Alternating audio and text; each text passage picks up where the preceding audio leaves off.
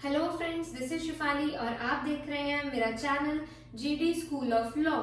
दोस्तों, हमने अपने पिछले वीडियो में क्राइम अगेंस्ट वुमेन और उसी के साथ रिलेटेड एक क्राइम मॉलेस्टेशन पर डिटेल में स्टडी करा था और आज के इस सेशन में हम उसी के साथ रिलेटेड एक और क्राइम डाउरी डेथ के बारे में डिस्कस करेंगे।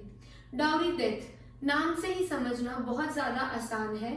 डाउरी मतलब दहेज और डेथ मतलब हत्या, जिसका सही अर्थ है कि जब किसी महिला की दहेज की वजह से हत्या कर दी जाती है या उसको जिंदा जला दिया जाता है या उसकी बॉडी पे कोई ऐसी इंजरी दे दी जाती है जो उसकी हत्या का कारण बने, और ऐसी हत्या जो नॉर्मल सर्कमस्टांसिस के अंडर पॉसिबल ना हो, तो ऐसे ऑफेंस को डाउरी डेथ का नाम दिया जाता है।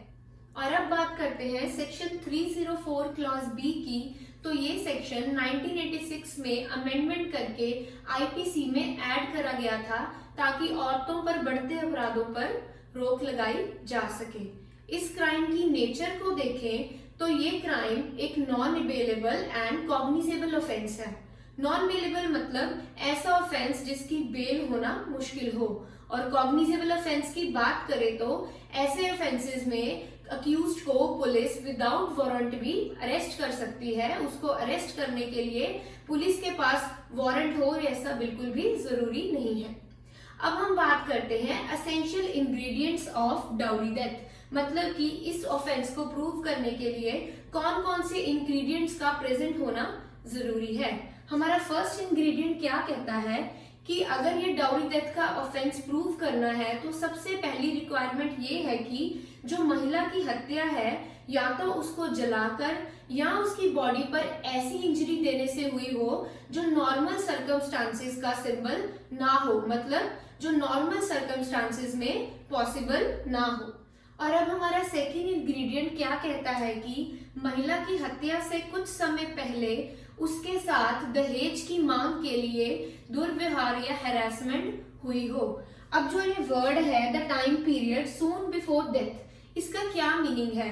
मतलब महिला की हत्या से कुछ समय पहले, और अब ये कुछ समय कितना होगा ये डिपेंड करता है from different to different cases. हमारा थर्ड इंग्रेडिएंट क्या कहता है कि जो ये महिला की हत्या है उसकी शादी के 7 साल के बीच में हुई हो।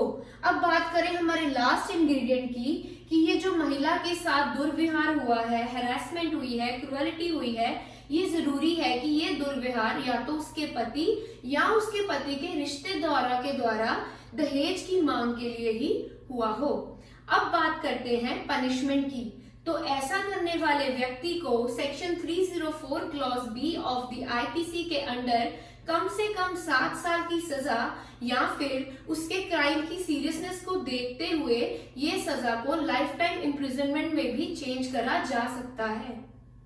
दोस्तों, ये तो बात हुई एक महिला की सेफ्टी की, और अगर हम बात करें तो कि अगर कोई पत्नी अपने पति या अपने ससुराल वालों पर कोई भी झूठा आरोप लगाती है, डाउरी के रिगार्डिंग कोई भी ऐसा झूठा आरोप लगाती है, तो उस कंडीशन में एक पति को क्या करना चाहिए।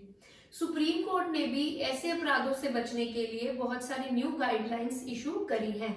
कई बार क्या होता है कि पति पर 498 clause A of the Indian penal code का झूठा मुकदमा चलाया जाता है। तो इस केस में अगर पति ठीक है तो उसे क्या करना चाहिए? इस केस में सबसे पहले क्या होगा, उस पति पर जिस पर झूठा इल्जाम लगाया गया है उसको पुलिस स्टेशन लेकर जाया जाएगा या पर्सनली उसको पुलिस स्टेशन बुलाया जाएगा। तो अगर आपने कोई क्राइम नहीं किया है तो सबसे पहले आपने क्या करना है, आप बिल्कुल भी बिना डरे पुलिस स्टेशन जाएंगे, अपना पॉइंट ऑफ व्यू या पक्ष रखेंगे, और अगर कुछ बयान होने जरूरी है तो वो बयान भी देंगे। उसके बाद पुलिस का सबसे पहला रोल क्या होगा कि वो हस्बैंड वाइफ की काउंसलिंग करवाएगी, और अगर किसी तरीके से कोई सेटलमेंट हो सकती है, वो कोई ऑफेंस सीरियस नेचर का नहीं है, तो सबसे पहले पुलिस क्या करेगी, वो सेटलमेंट करवाने की कोशिश करेगी। जब आप काउंसलिंग पर जाते हैं तो आपको बहुत सारी चीजें पता चलती हैं कि बहुत सारे झूठे एलिगेशंस हैं जो लड़की या उसके मायके वालों की तरफ से आप पर लगाए गए हैं।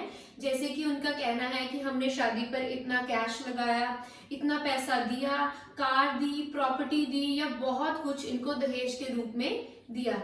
तो इस केस में अगर आपने कोई भी ऐसी चीज नहीं ली है तो सबसे पहले आप क्या कहेंगे, आप डिनाई करेंगे।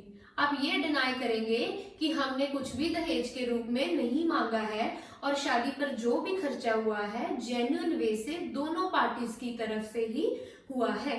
अब हम एक बहुत ही important section 3 of the dowry prohibition act के बारे में डिस्कस करेंगे, जिसके अंदर ये बताया गया है कि दहेज लेना और दहेज देना दोनों ही अपराध है। मतलब कि अगर लड़का दहेज ले रहा है वो अपराध है, तो अगर लड़की वाले दहेज दे रहे हैं तो वो भी अपराध है, क्योंकि दोनों इस चीज के बारे में पूरी तरह से अवेयर है। तो अगर वो ये क्राइम में पार्टिसिपेट कर रहे हैं तो वो दोनों इक्वली ही अपराधी माने जाएंगे।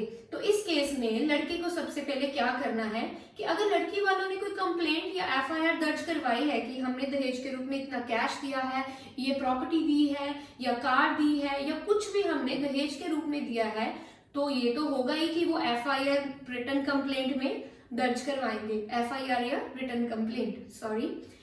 तो इस केस में क्या होगा, सबसे पहले आपने काउंसलिंग में क्या करना है, आरटीआई लगवाकर जो भी उन्होंने कैश की अमाउंट, जो प्रॉपर्टी या जो भी कार या एक्सेट्रा कुछ भी उन्होंने उस कंप्लेंट में लिखवाया है, तो आरटीआई लगवाकर सबसे पहले आप उसकी स्लिप्स, पेमेंट्स और जो जो उसके रिगार्डिंग डॉक्यूमेंट्स है वो कलेक्ट करेंगे और उसकी फोटो कॉपीज लेकर आप काउंटर केस लगाएंगे। काउंटर केस का मतलब आप एक काउंटर केस करेंगे, क्रॉस केस करेंगे कि अगर हमने दाज लेने से मना किया है तो अगर उन्होंने ये दहेज दिया है तो वो क्यों दिया है। तो इसमें आप सबसे पहले काउंटर केस करेंगे कि दहेज लेना और देना दोनों ही अपराध है। हमने तो इस चीज से मना किया था, फिर भी इन्होंने बोला कि हम तो एज अ गिफ्ट अपनी डॉटर को दे रहे हैं, तो अगर वो दिया है तो ये भी कानूनन तौर पर अपराधी ही हुए। दोस्तों ये चीज को बहुत ही ध्यान से आपको कोर्ट में पेश करना होगा, किसी अच्छे वकील की मदद लेकर ही पेश करना होगा, क्योंकि आपका बोला एक एक पॉइंट आपके अगेंस्ट भी यूज करा जा सकता है। अब बात करें इस क्राइम के अंडर ऑफेंस की, तो इस सेक्शन 3 ऑफ द डोरी प्रोहिबिशन एक्ट के अंडर ऐसा करने वाले व्यक्ति यानी कि दहेज लेने या दहेज देने वाले व्यक्ति को 5 साल तक की सजा और जुर्माना भरना पड़ सकता है।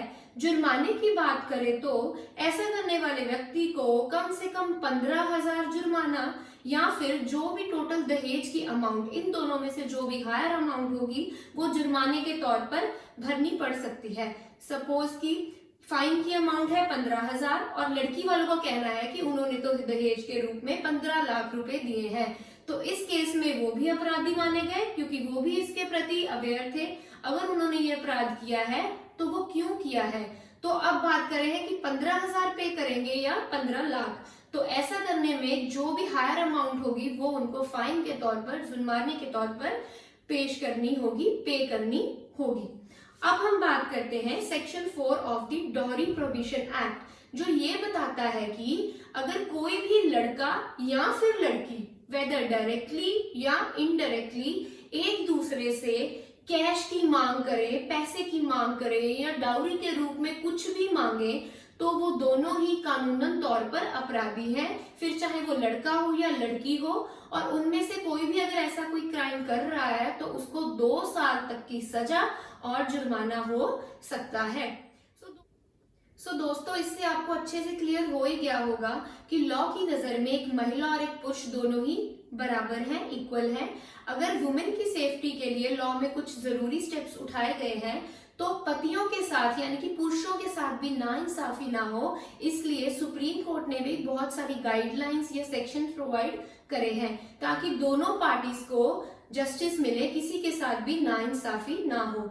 इसी के साथ ही हमारा आज का वीडियो कंप्लीट होता है। वीडियो पर मेरे साथ एंड तक बने के रहने के लिए शुक्रिया और मेरी वीडियो को लाइक, शेयर, सब्सक्राइब जरूर करें। इसी के साथ ही मैं शिफाली आप सबसे अलविदा लेती हूँ। Thank you so much friends. अब मिलते हैं नेक्स्ट वीडियो में। Good bye.